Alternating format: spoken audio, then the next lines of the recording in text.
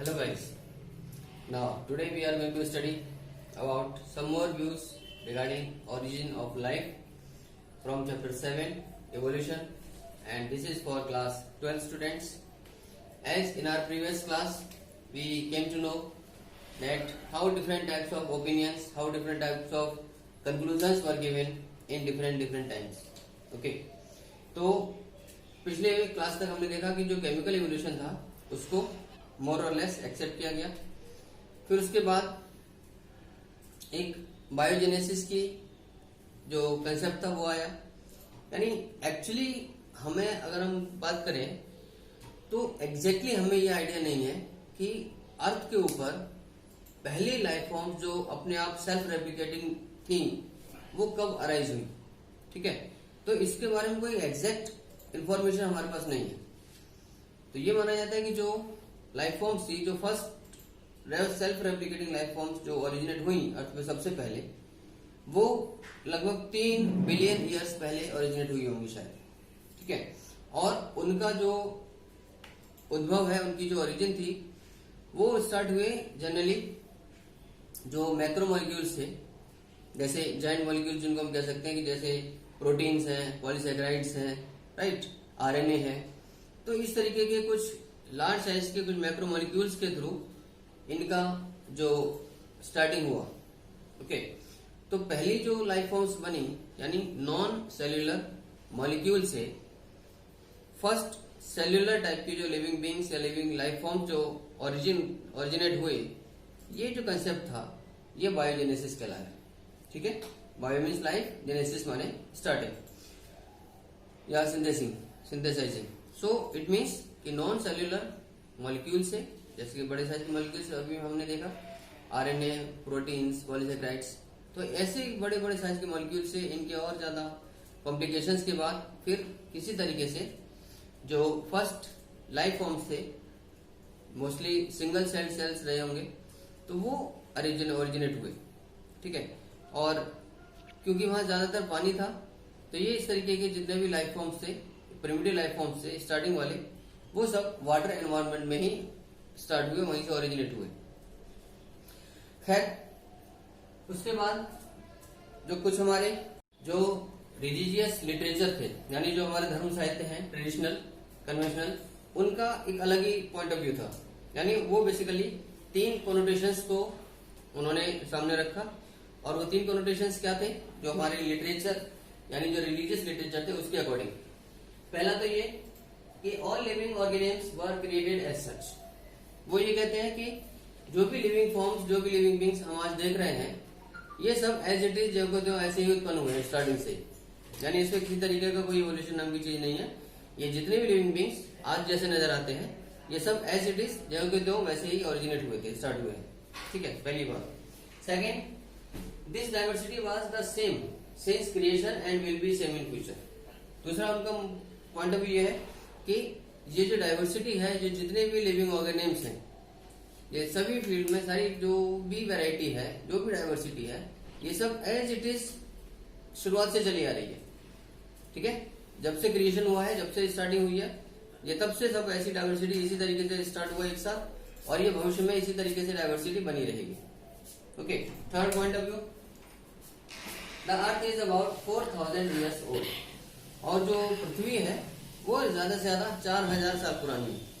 यानी तो ये हमारे जो रिलीजियस लिटरेचर थे कन्वेंशनली, उनके द्वारा ये दिए गए 3 कोनोटेशंस थे। लेकिन खैर बाद में एक पूरे वर्ल्ड की एक समुद्री यात्रा के दौरान जो चार्ल्स डार्विन ने इस तरीके के जो लिटरेचर के कोनोटेशंस थे इनको चैलेंज किया, और उनका एक अपना अलग ही पॉइंट ऑफ व्यू उन्होंने रखा। उनको चार्ल्स डार्विन का जो कंक्लूजन था वो डिफरेंट था। डार्विन ने ये बोला कि जो भी एग्जिस्टिंग लाइफ फॉर्म्स हैं प्रेजेंटली अर्थ पे, ये सब न केवल आपस में ही सिमिलरिटी शो करती हैं, बल्कि ये अपने पास्ट टाइम के जितने भी एंसेस्टर्स हैं, जितने भी पुराने समय से जो जनरेशन चली आ रही थी इनकी, जो कभी एग्जिस्ट करते थे यहाँ अर्थ पे, उनके साथ भी इनकी रिजेम्बलेंस, इनकी सिमिलरिटीज मिलती जुलती है। ठीक है, तो चार्ल्स डार्विन ने यह कहा कि जो एग्जिस्टिंग ऑर्गेनिज्म्स हैं आज की तारीख में प्रेजेंटली, इन सबकी आपस में सिमिलरिटीज भी मिलती जुलती हैं, ये इनकी सिमिलरिटीज आपस में शेयर होती हैं, प्लस जो पुराने समय में जो एंशियंट टाइम्स में जो भी ऑर्गेनिज्म रहते थे, जो इनको उनके पॉपुलेशन के या उनके एंसेस्टर्स थे, उनके साथ भी इनकी रिजेम्बलेंस, इनकी सिमिलरिटीज शेयर होती है। अब ये जो ऑर्गेनिज्म्स हैं ये टाइम टू टाइम अपने अपने अलग अलग पीरियड्स में स्टार्ट हुए, खत्म हुए, और उनमें से कई ऑर्गेनिज्म्स आज एक्सटिंक्ट कर गए, आज उनका एक भी ऑर्गेनिज्म जीवित नहीं है। ठीक है, तो ये जो पैटर्न है उनका आपस में रिजेम्बलेंस, और उनमें से कई ऑर्गेनिज्म्स की पूरी तरीके से एक्सटिंक्शन, पूरी तरीके से विलुप्तीकरण, जो कि आज बिल्कुल भी नहीं पाया जाता, उनमें से कोई भी ऑर्गेनिज्म का आज भी जीवित नहीं है। और कुछ ऐसे हैं जो अलग अलग पीरियड ऑफ टाइम पे ये जो एक्सटिंक्शन है ये होता रहता है। ठीक है, यानी पिछले कई सालों से ये एक्सटिंक्शन चला आ रहा है, ठीक उसी तरीके से जैसे अलग अलग टाइम पे अलग अलग पीरियड्स में नए नए ऑर्गेनिज्म डेवलप होते हैं, ओरिजिनेट होते हैं। तो बेसिकली ऑर्गेनिज्म का यहाँ सर्वाइवल ये डिपेंड करता है नेचुरल सिलेक्शन के ऊपर, यानी जो ऑर्गेनिज्म उस पर्टिकुलर एनवायरमेंट के लिए, उस पर्टिकुलर क्लाइमेटिक कंडीशंस के अकॉर्डिंग कंप्लीटली फिजिकली फिट थे या रिप्रोडक्टिवली फिट थे, उनको नेचर ने लॉन्ग टाइम के लिए सर्वाइव करने का और अपनी ज्यादा से ज्यादा प्रोजेनीज को यहाँ छोड़ने का अलाउ किया। ठीक है, तो इसी को हम डार्विन की नेचुरल सिलेक्शन की थ्योरी बोलते हैं, यानी डार्विन ने कहा सर्वाइवल ऑफ द फिटेस्ट, जो उस नेचर के अकॉर्डिंग, जो उस क्लाइमेट के अकॉर्डिंग, उस एनवायरमेंट के अकॉर्डिंग अपने आप को एडेप्ट कर लेते हैं, अपने आप को ढाल लेते हैं, वैसे ही ऑर्गेनिज्म लॉन्ग लास्टिंग होते हैं। उन्हीं की प्रोजेनिस, उन्हीं की पॉपुलेशंस फिर उनके बाद भी कई वर्षों तक यहाँ अर्थ पर फ्लरिश पाई जाती है। ओके, जो ऑर्गेनिज्म अपने आप को उस पर्टिकुलर क्लाइमेट में नहीं ढाल पाते, अपने आप को एडेप्ट नहीं कर पाते, उसके हिसाब से मोल्ड नहीं कर पाते, ऐसे ऑर्गेनिज्म ज्यादा लंबे समय तक यहाँ नेचर में सर्वाइव नहीं कर सकते, और ऑब्वियसली जो उनकी प्रोजेनिस है, जो उनकी आने वाली सक्सेसिव जनरेशंस है, वो भी फिर यहाँ अर्थ पर नहीं पाई जा सकती। ठीक है, तो बेसिकली चार्ल्स डार्विन का कहना था कि सर्वाइवल ऑफ द फिटेस्ट, जो उस नेचर के अकॉर्डिंग फिट है physically, reproductively, they can only survive for long time. Okay, अब इससे मिलता जुलता ऐसा ही एक विचार एक और नेचुरलिस्ट थे जिनका नाम अल्फ्रेड वेलेस था। इनके भी जो कंक्लूजन थे वो ऑलमोस्ट सिमिलर थे। अल्फ्रेड वेलेस ने भी ये बताया कि जितने भी एग्जिस्टिंग ऑर्गेनिज्म्स हैं ये अपने साथ साथ अपने साथ के ऑर्गेनिज्म्स के साथ साथ अपने एंसेस्टर्स के साथ भी, अपने एंशिएंट टाइम के सर्वाइविंग ऑर्गेनिज्म्स के साथ भी रिजेम्बलेंस शो करते हैं, इनकी सिमिलरिटी शेयर होती है, और उसी के आधार पर जैसे जो हिस्ट्री है अर्थ की, यानी जो बेसिकली अर्थ की जो बायोलॉजिकल हिस्ट्री है वो इसकी फिजिकल हिस्ट्री से भी काफी हद तक कोरिलेट करती है। यानी जैसे अलग अलग समय पर अर्थ में चेंजेस आते रहते हैं, अर्थ की कंपोजिशन में, अर्थ के स्ट्रक्चर में, अर्थ के बनावट में जैसे जैसे बदलाव आते रहते हैं समय से समय पर, उसी तरीके से यहाँ पर सर्वाइव करने वाले जो ऑर्गेनिज्म्स हैं उनके भी बॉडीज के अंदर डिफरेंट डिफरेंट टाइप्स के चेंजेस और वेरिएशंस डेवलप होते रहते हैं टाइम टू टाइम। तो बेसिकली अर्थ की जो ज्योग्राफिकल हिस्ट्री है वो बायोलॉजिकल हिस्ट्री से भी काफी क्लोजली रिजेंबल करती है। ठीक है, तो उसी तरीके से बदलाव ऑर्गेनिज्म में आते हैं, और ये वेरिएशंस, ये चेंजेस, ये कैरेक्टरिस्टिक्स उन ऑर्गेनिज्म को उन चेंजिंग क्लाइमेटिक कंडीशंस के अकॉर्डिंग एडेप्ट करते हैं, उसमें बेटर सर्वाइव करने के लिए कैपेबल बनाते हैं। ओके, तो आपने देखा कि कितने तरीके के मत हैं, कितने तरीके के विचार आए ओरिजिन ऑफ लाइफ को लेके।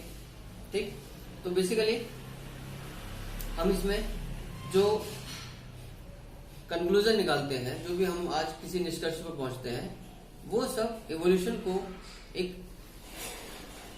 जरिया माना गया, जिससे ये कहा जाता है कि ये जो एवोल्यूशन है ये कॉन्स्टेंटली होने वाली प्रोसेस है, लेकिन ये बहुत स्लो रेट से होगी, बहुत स्लो स्पीड से होती है, और इसी के जो एविडेंसेस हैं वो हमें ये बताते हैं, वो हमें ये दर्शाते हैं कि उस एविडेंसेस के आधार पर हमने ये एक्सेप्ट किया कि किस तरीके से एवोल्यूशन होता आया है अभी तक। तो जितने भी लिविंग फॉर्म्स हैं उन सब के अंदर एवोल्यूशन ग्रेजुअली होता रहता है time to time. Okay, every time every day, लेकिन रिजल्ट्स उसके एक काफी लंबे समय के बाद नजर आते हैं when these forms get changed considerably, right. तो गाइस अब नेक्स्ट क्लास में हम लोग देखेंगे कि वो एविडेंसेस क्या है जिससे हमें ये पता चलता है कि हाँ सचमुच इवोल्यूशन हुआ है और होता है।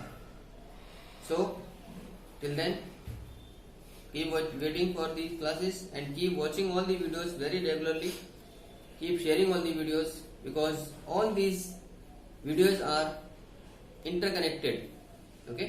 हर वीडियो में कहीं ना कहीं आगे पीछे का कनेक्शन होगा, तो इसलिए हर वीडियो को आप ध्यान से देखें, शेयर करें अपने फ्रेंड्स के साथ और बिल्कुल भी मिस ना करें। Thank you, stay home, stay safe, God bless you.